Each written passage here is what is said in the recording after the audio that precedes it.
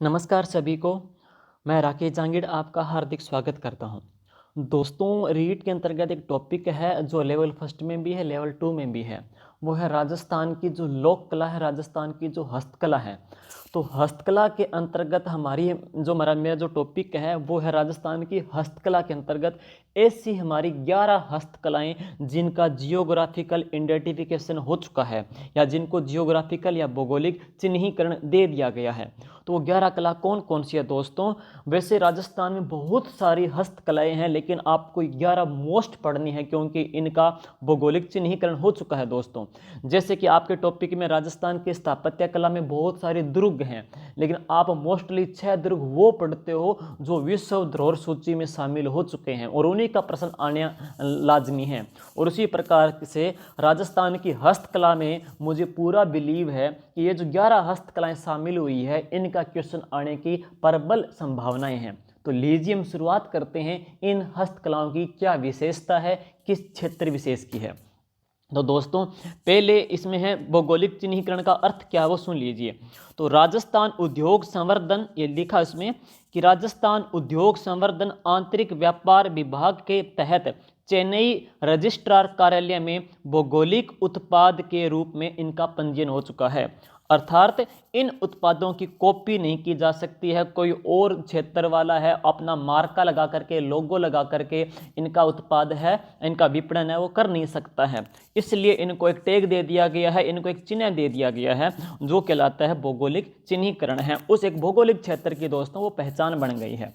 अब आपसे पूछे कि राजस्थान की ऐसी कलाएं हैं वो कौन कौन सी है, तो कहाँ कहाँ की है। दोस्तों, मैप में आपको दिखाई दे रहा है कि पहली है वो बीकानेर का भुजिया है। पहली दोस्तों बीकानेर का भुजिया है जो कि कहाँ का प्रसिद्ध है, ये बीकानेर का प्रसिद्ध है। और इसकी आप विशेषता पढ़ोगे तो अपने देखेंगे इसके अंतर्गत ये दोस्तों बीकानेर का भुजिया है, आप सभी लोगों ने देखा होगा। और इसकी विशेषता की मैं बात करता हूं तो आपसे प्रश्न पूछे कि बीकानेरी भुजिया की शुरुआत है किस राजा के समय हुई थी। अगर क्वेश्चन पूछ ले तो राजा का नाम क्या आएगा? डूंगर सिंह। तो बीकानेर भुजिया की शुरुआत दोस्तों डूंगर सिंह के समय शुरू हुई थी। और एक प्रश्न और डूंगर सिंह आपको देख के जाएगा दोस्तों, वो ये है कि बीकानेर चित्रकला में जो मुगल चित्र शैली में जो मुगल प्रभाव आया था वो किसके समय हट गया था या कम हो गया था। तो बीकानेर चित्र शैली में डूंगर सिंह के समय मुगल शैली का प्रभाव कम हो गया था। एक क्वेश्चन वहां पे है। दूसरा है बीकानेरी भुजिया की शुरुआत किसके समय हुई थी, तो डूंगर सिंह के समय हुई थी। 2 प्रश्न देख के जाते हैं दोस्तों। और बीकानेरी भुजिया को 2012 में शामिल किया गया था दोस्तों, 2012 के अंतर्गत है। अगला सुनिए दोस्तों, अगला है पोकरण की पोट्री। दोस्तों, पोट्री में पोट क्या होता है? मिट्टी का बर्तन होता है। जैसे आपको दिखाई दे रहा है ये कि मिट्टी का बर्तन है, ये मिट्टी का बर्तन है, ये मिट्टी का बर्तन है। तो मिट्टी के बर्तनों के ऊपर राजस्थान में जो चित्रांकन रंग भरे जाते हैं उन कलाओं को पोट्री कहते हैं। हर क्षेत्र की अलग अलग है दोस्तों। जैसे ब्लैक पोट्री कोटा की है, आप पढ़ोगे है लाख पोट्री बीकानेर की है, सुनहरी पोट्री बीकानेर की है, कागजी पोट्री अलवर की है। इसी प्रकार से दोस्तों आप पढ़ोगे ये जो लाल पोट्री है, रेड कलर का है, मिट्टी के बर्तन के ऊपर है, ये रेड रंग का, लाल रंग का चित्रांकन किया जाता है। तो ये दोस्तों आपसे पूछे रेड पोट्री है तो वो कहाँ की है, तो रेड पोट्री दोस्तों कहाँ की है? पोखरण की प्रसिद्ध है। तो लाल पोट्री पोखरण की है, बीकानेरी भुजिया बीकानेर का प्रसिद्ध है। 2 कलाएं। अब इसके पश्चात आप देखोगे अगली जो कला है दोस्तों मैं उदयपुर में लेकर चलता हूँ कि उदयपुर के अंतर्गत दिखाई दे रही है कठपुतली कला है। तो कठपुतली कला दोस्तों कहाँ की प्रसिद्ध है? ये राजस्थान में उदयपुर की प्रसिद्ध है। इसका मैं चित्र आपको दिखा रहा हूँ दोस्तों कि कठपुतली कला का चित्र ये रहा। ये कठपुतली कला दोस्तों, कठपुतली कला में क्या है कि लकड़ी से पुतलियां बनती हैं, काठ की जो पुतलियां बनती हैं उनको बोल देते हैं कठपुतली है दोस्तों। इस कला का एक नाम और भी देख के पूछ सकता है। कठपुतली कला को दोस्तों वो स्थानक कहता है। तो कठपुतली कला का सेकंड जो नाम है दोस्तों वो क्या है? स्थानक है। और अगली बात और पूछे आपसे कि राजस्थान में जो कठपुतलियां हैं दोस्तों ये कहाँ की प्रसिद्ध है? ये उदयपुर की प्रसिद्ध है। तो कठपुतली है वो कहाँ की प्रसिद्ध है? उदयपुर की प्रसिद्ध है। और कठपुतली है वो कौन सी लकड़ी से बनती है दोस्तों? तो कठपुतली बनती है अरडू की लकड़ी से है। बनती कहाँ पे है? उदयपुर में बनती है दोस्तों। और जब कठपुतली ये जो नचाते हैं तो जो नृत्य है दोस्तों, कठपुतली जो नृत्य है दोस्तों वो नट जाति का है। कठपुतली जो नृत्य है दोस्तों वो नट जाति का है। नट जाति आपने सुनी होगी। नट जाति की बालिका कौन सी? नटनी है। नटनी का जो चबूतरा है दोस्तों वो पिछोला झील उदयपुर के अंतर्गत है, जबकि नटनी का जो बाड़ा है दोस्तों वो अलवर के अंतर्गत है। नटनी का बाड़ा अलवर में है, नटनी का चबूतरा पुष्कर झील के अंतर्गत है दोस्तों। नट जाति की कौन थी? नटनी थी। और नट जाति का नृत्य कौन सा है? वो कठपुतली नृत्य है। और नट जाति के जो आराध्य देवता है वो आल्हा और उद्दल है। तो नट जाति के जो देवता है वो आल्हा और उद्दल माने जाते हैं। नट जाति का नृत्य है। कठपुतली बनती है आड़ू की लकड़ी से। कहाँ बनती है दोस्तों? ये उदयपुर में बनती है। और दोस्तों आप पढ़ोगे एक प्रसिद्ध व्यक्ति का नाम, जिनका नाम है देवीलाल जी सामर। तो देवीलाल जी दोस्तों सामर ने कठपुतली कला को संरक्षण देने के लिए एक संस्थान खोला था, जिसका नाम है भारतीय लोक कला मंडल। तो कठपुतली कला का एक म्यूजियम है दोस्तों, भारतीय लोक कला मंडल, जो कि देवीलाल जी सामर ने खोला था 1952 में। तो इसकी स्थापना दोस्तों 1952 में हुई थी और ये उदयपुर में है। तो कठपुतली कला का जो म्यूजियम में है उसका नाम वापस सुनिए, भारतीय लोक कला मंडल है। कहाँ पे? उदयपुर में है। इसकी स्थापना देवीलाल जी सामर ने की थी। कठपुतलियां भी कहाँ की प्रसिद्ध? उदयपुर की प्रसिद्ध है। किस लकड़ी से बनती है? आड़ू या अरडू की लकड़ी से बनती है। कठपुतली नृत्य किसका है? नट जाति का है। नट जाति का ही इष्ट देवता है वो आला और उद्दल है दोस्तों। एक और सुन लीजिए, कठपुतली का जादूगर दोस्तों दादी पदम को कहते हैं। तो कठपुतली का जादूगर दादी पदम को कहा जाता है। तो ये कुछ बातें दोस्तों वो कठपुतली को लेकर के आ जाती है। कठपुतली उदयपुर की प्रसिद्ध है। अब इसके बाद हम आगे चलते हैं दोस्तों। तो नेक्स्ट इसके पश्चात है बीकानेरी भुजिया। आपने पढ़ लिया है, बीकानेरी भुजिया हो गया है। पोखरण की पोट्री, लाल पोट्री भी हो गई है। कठपुतली हो गई है। अब दोस्तों है प्रतापगढ़ की है थेवा कला। थेवा कला है प्रतापगढ़ की। ये सुनिए आप, थेवा कला प्रतापगढ़ क्या है दोस्तों? थेवा कला प्रतापगढ़ की है। इसकी आप बात सुनोगे तो इस कला के अंतर्गत होता क्या है वो हम पहले बात करेंगे कि थेवा कला के अंतर्गत आप पढ़ोगे तो राजस्थान की ये एकमात्र ऐसी कला है जिसका नाम एनसाइक्लोपीडिया ऑफ ब्रिटनिका में शामिल है। एक संसार का विश्वकोश है और उसमें अपना नाम शुमार किया है, वो थेवा कला ने शामिल किया है। एक बात और सुनिए, यह राजस्थान की एकमात्र ऐसी कला है जो सिर्फ और सिर्फ गुप्त रूप से, सीक्रेट रूप से बेटों को सिखाई जाती है, बेटियों को नहीं। तो ऐसी कौन सी कला है जो सिर्फ और सिर्फ बेटों को सिखाते हैं, बेटियों को नहीं सिखाते दोस्तों? तो वो है थेवा कला है, सिर्फ बेटों को सिखाई जाती है।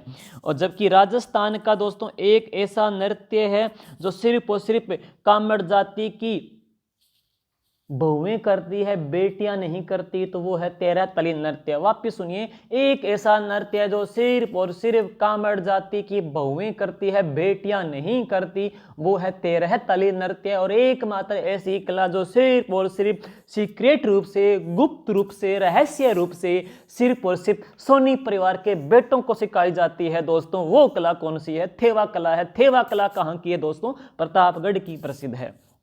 सुनिए क्या होता है, एक रंगीन कांच होता है, बेल्जियम शीशा होता है दोस्तों। बेल्जियम एक शीशा होता है, कांच होता है।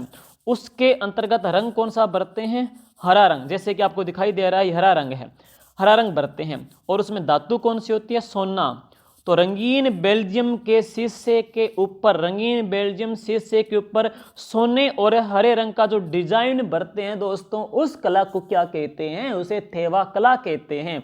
थेवा कला कहाँ की प्रसिद्ध है? प्रतापगढ़ की प्रसिद्ध है। और ये सिर्फ और सिर्फ सीक्रेट रूप से बेटों को सिखाई जाती है। इसका नाम एनसाइक्लोपीडिया ऑफ ब्रिटनिका में शामिल है। और दोस्तों इस कला का जो जनक है वो है नाथूजी सोनी। तो नाथूजी सोनी इसके जनक है। वर्तमान में अब दोस्तों इसके कलाकार गिरीश सोनी है, महेश सोनी है, रमेश सोनी है। रमेश सोनी, महेश सोनी, गिरीश सोनी अब वर्तमान में कलाकार हैं। जबकि जनक दोस्तों इसका कौन है? वो नाथूराम जी सोनी इसके जनक माने जाते हैं। कहाँ की प्रसिद्ध है? प्रतापगढ़ की प्रसिद्ध है दोस्तों। और राजस्थान की इसी कला के ऊपर 5 रुपए का दोस्तों डाक टिकट भी जारी हो चुका है, थेवा कला के ऊपर है। आगे चलते हैं नेक्स्ट। तो बीकानेरी भुजिया, पोकरण की पोट्री हो गई, कठपुतली पढ़ लिया आपने, थेवा कला पढ़ ली है दोस्तों।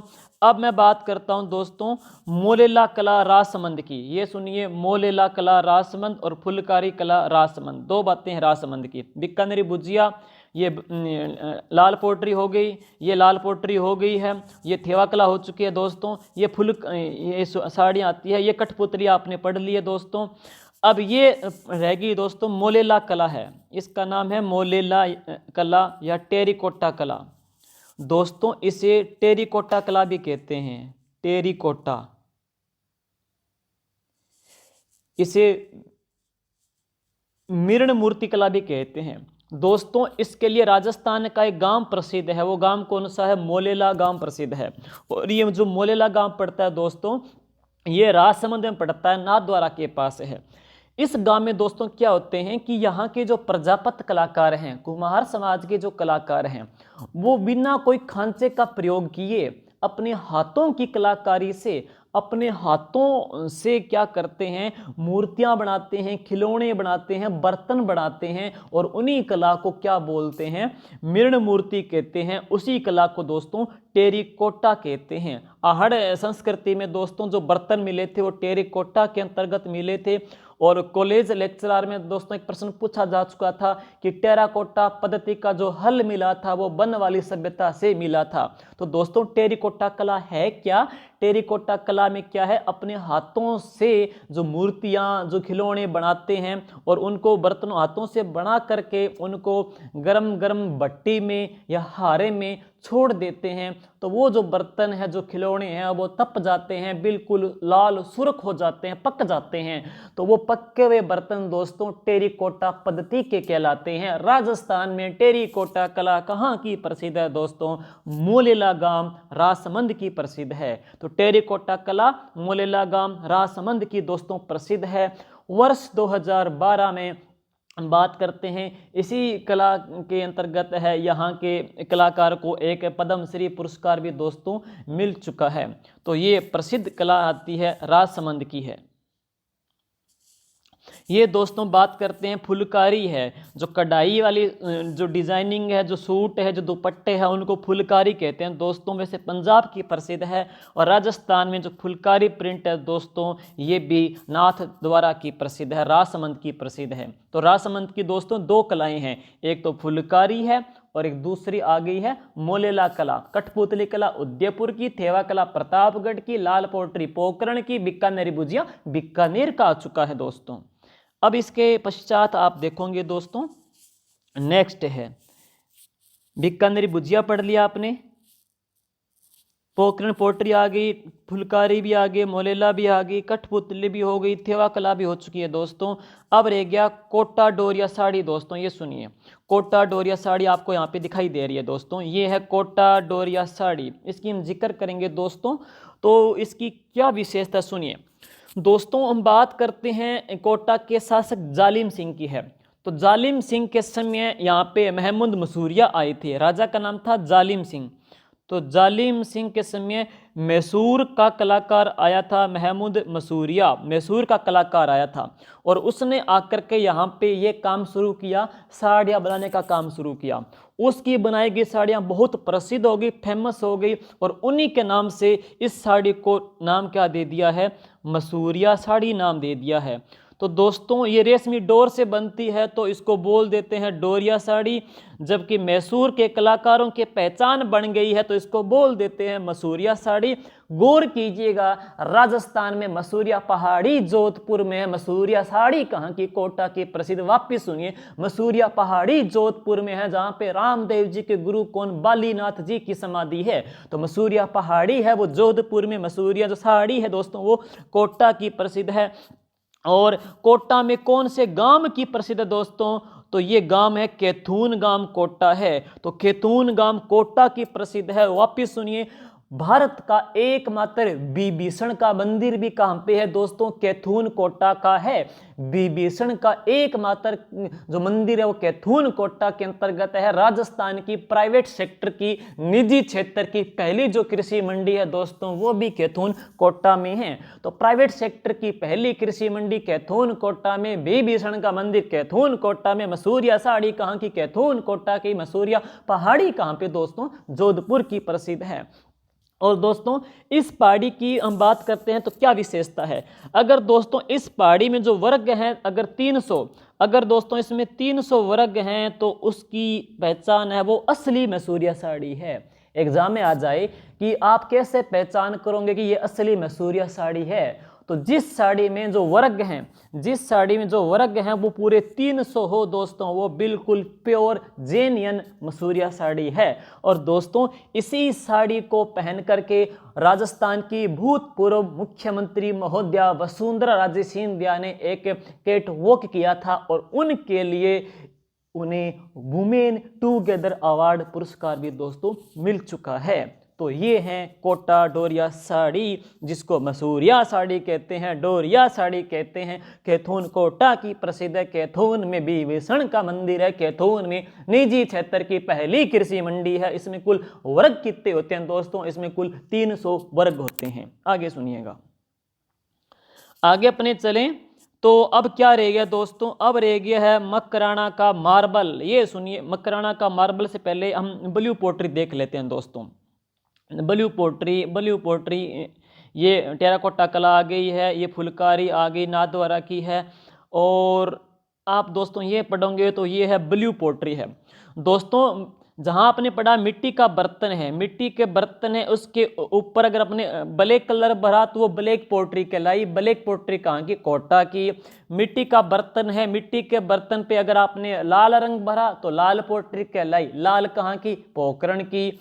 लेकिन ये मिट्टी का बर्तन है और इसके ऊपर कौन से रंग का चित्रांकन किया है दोस्तों? तो इसके ऊपर हमने भरा है ब्लू, तो ये कहलाई ब्लू पोट्री। और दोस्तों ब्लू पोट्री कहाँ की प्रसिद्ध है दोस्तों? ब्लू पोट्री जयपुर की प्रसिद्ध है। ब्लू पोट्री जयपुर की प्रसिद्ध है।